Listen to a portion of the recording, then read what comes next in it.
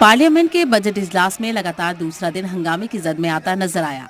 Adani group को लेकर Hindenburg की रिपोर्ट पर अपोजिशन एमपी लगातार नारेबाजी करते रहे। उनकी मांग थी कि जेपीसी से पूरे मामले की जांच करवाई जाए। इस शताब्दी के, मैं दोहरा रहा हूं, इस शताब्दी के सबसे बड़े घोटाले,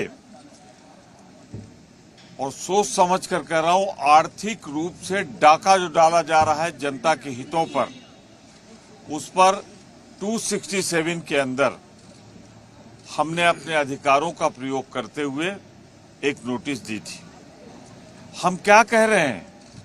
हम सिर्फ यही कह रहे हैं कि इसकी जांच, इन तथ्यों को पता लगाने के लिए संयुक्त संसदीय दल का गठन हो जाए।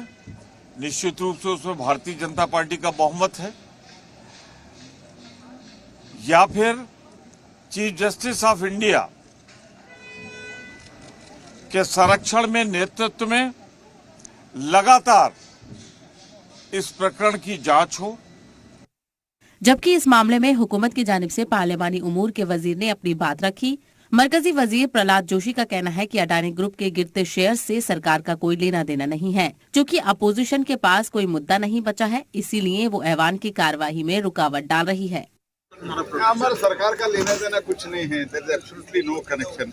एंड राष्ट्रपति का अभिभाषण का चर्चा प्रायोरिटी रहता है, चर्चा शुरू करने के लिए जा रहे हैं तो उनके पास कुछ मुद्दा नहीं है।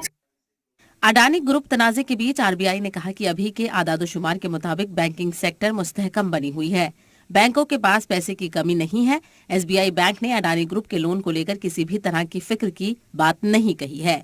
इसी बीच रेटिंग एजेंसी मूडीज ने दावा किया है कि शेयरों के दाम में गिरावट की वजह से अडानी ग्रुप पर काफी असर पड़ सकता है। हालांकि एक दूसरी रेटिंग एजेंसी फिच ने कहा कि अडानी की कंपनियों को लेकर अभी उसकी रेटिंग मुतासिर नहीं होगी। ब्यूरो रिपोर्ट, जी मीडिया।